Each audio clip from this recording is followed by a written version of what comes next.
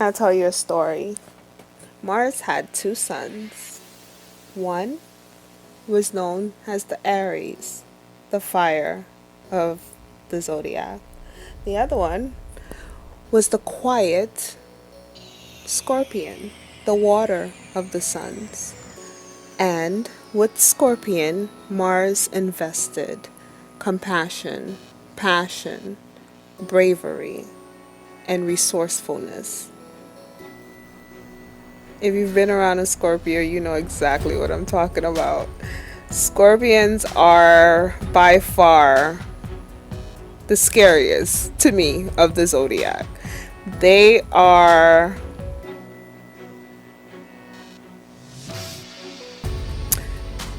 the ones who know their strengths and are not afraid to use that strength. For a Scorpio, it is all about keeping the details to themselves, the secrets. Scorpios will never give you more information than you need to know. If you've ever had a Scorpion in your life, you know this to be true. However, they are very passionate individuals, which is probably why they are so secretive. In my opinion, where probably I would say Leo is left brain hemisphered, the Scorpion is right. The Scorpion is mostly utilizing their right hemisphere of the brain. They're highly intuitive, highly emotional people. However, when it comes to decision making, the Scorpion that's one of their higher strengths. They can make decisions on a wham. On a whammy? On a wham? I don't know. English is my second language. Whatever that word is that I'm trying to say, on that. And it ended up being the right decision. So that's a strength. However, the Scorpion does have two rulers, Mars, the god of war, and also Pluto, the god of transformation and regeneration, rebirth. So the Scorpion is lucky to be able to fight their own battle, die, and resurrect all in one sitting. And that's all emotional. Where other signs, like for example, Scorpio is a water sign, and Cancer is a water sign. Where Cancer would have to sit and process their emotions and figure out ways about dealing with their emotions. Instinctively, the Scorpion has the ability to quickly acknowledge the emotion, process the emotion, or battle the emotion, whichever state of being that they're in, fall into the emotion, and rise from the emotion in one sitting. Like, that's a superpower right there. Like, I don't think anyone else can do that. That has to be a superpower in its own. And woe to you if you ever go to war with a Scorpion. My God, it's a long battle. Be it the color of the wall, the color of the new car that's being purchased, the size of the home, high heels or low heels, whatever it is, you're facing a battle. However, all of that fighting comes from a place of passion, from a place of honesty. Scorpions are known for being highly emotional. I said emotional. Highly intelligent beings. They don't take life lightly. They are very intense with life. They process life in a manner where the social butterflies of the zodiac would not understand. They sit and contemplate and research. They're the philosophers of the zodiac. And as a matter of fact, the best careers for Scorpions are in the scientific realm, in the medical realm, anything in research, in the political world, in the armed forces. They make great business managers and also wonderful psychiatrists or psychologists. They would thrive in those careers. With every zodiac, I hate getting to this part. With every zodiac, we all have weaknesses, where if you start from the beginning of the zodiac, where the Aries is the life of the party, their weakness is not getting attention. Where the Taurus is the strong one of the party, their weakness is too much attention. Taurans love to be alone. And the same goes for the Scorpion, where they are known and are respected for their bravery and their compassion. They also carry with them a high level of jealousy and violence. And I think that plays on part with the fact that they are water signs. Water is an emotional sign, and they are ruled by two, oh my, Mars and Pluto are two tough rulers of the zodiac. If you can recall, in the beginning I started and I stopped. I noticed I stopped at the sun. I started with the rulers taking the role of parents, and I realized when I got to the sun I stopped. I will go back to that. Only for Scorpio, because their rulers are Mars and Pluto, and Mars and Pluto don't play. Imagine if you were being raised by a father who's a warrior and you weren't always in the mood to fight. That's pretty much what it's like for Mars to rule Scorpio. Scorpio is not always in the mood to fight, where Aries is always. Aries woke up fighting. Scorpio sometimes just want to relax, just lay low, relax, chill. No. Mars says fight. Scorpio must fight. And at the same time, this is more modern now, because traditionally Mars always ruled Scorpio.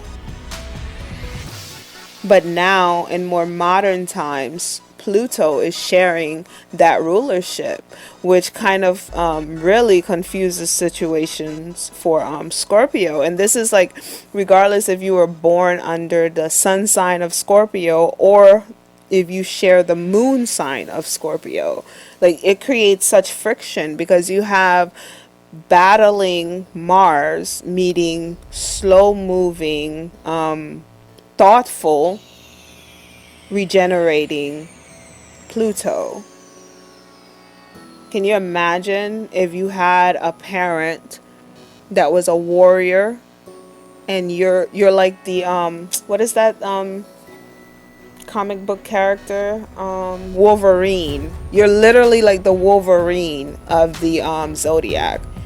You can just keep regenerating. Oh my God. Like, can you imagine what would happen if you were being raised by a warrior father? Like, and the sad thing is, even though the Scorpion is a great leader, they're amazing with decision making, they're just not always in the mood to fight. Like, they're literally not always in the mood to fight, unlike their brother, the Aries, who's always in the mood to fight.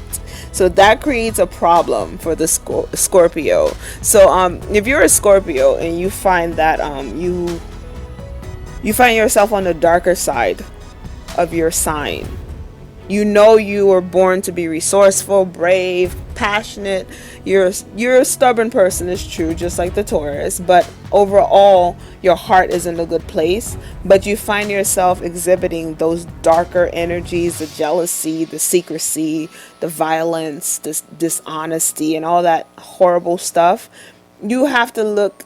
This is why I talked about the natal chart so much. You have to look into your natal chart to see where else either planets such as Saturn and Pluto and Mars are playing in your different signs. Because depending on where the other planets are, it does bring out the darker sides of your personality traits. And this is something that is never taken into consideration. Like I always used to say that when I was little, because I had a little cousin who was a Scorpion, and I used to call him the Omen Baby, because he was just like he was born to be the devil. He's so dark, like he can't help it. He was like that since he was a kid. Like it wasn't upbringing, it wasn't his parents, it wasn't the no. He was a dark energy that was put inside of a child that happened to be my cousin. And I say that because when a Scorpion goes bad, a Scorpion goes horrible. And a lot of the time, no one ever takes time out to figure out what forced this. And now looking back, I think about it like, if I was to run into that sibling again, the first thing I would do is run their natal chart to see where the other planets fit into their natal chart. Because I plan to do a 12 planets video, but you would be surprised how the planets affect you as an individual. Like these guys, these big boys is what I call them. When I think like, when I start getting like angry for no reason, I'm like, oh, the big boys are coming into my personal space. When these big boys come to play, they don't care who you are, what sign you are. They are just like living through you, and there's nothing you can do about it if you don't know who you are, if you don't know what place you play in this big old world or this big old play of ours. And I think that I say all that because of the negative traits that the Scorpions carry: jealousy, suspicion, violence, and all this nonsense. And it's like, where do the other signs fit into their natal charts? If you have Saturn in the wrong place, of course you come on. Your instinctive shortcoming, your instinctive shortfall is this list of negativity, and then you have Saturn in the wrong placement. Those things are going to continuously play out in your reality. Or God forbid, you have your own sign in those or I said that backwards. Those planets are in your signs. I don't want to get into the role of the planets in this video, but what I'm trying to, I guess I'm trying to create an excuse for the Scorpio. But let's say your Saturn is in Scorpio. Saturn is a malefic planet. Saturn is a planet of karma, of debt. Saturn brings out the bad in us, right? To teach us a lesson, of course, right? Saturn is like that hard uncle or that hard father. Now, if Saturn is in Scorpio in your sign, and depending on which house it falls into, my God, your personality will be a very dark one if you don't quickly learn your lesson. And God forbid which chakra Saturn in Scorpio is affecting. Let's just pray it's not your heart chakra, because you are like the Mufasa of the Lion King. You're evil, and you won't know why you're evil unless you know why you're evil, if that makes sense.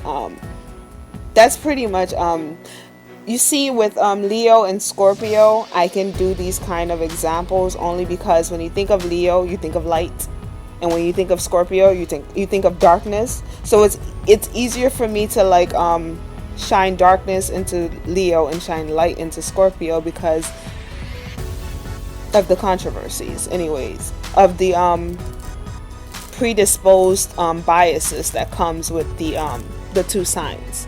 It's the same thing with Taurus with the strength. You can understand where the biases play, and you can kind of like shine light or darkness where they need to be. And we are leaving the magical world of Scorpio, and we are heading into, that was fun, we are heading into the Archer's realm of Sagittarius.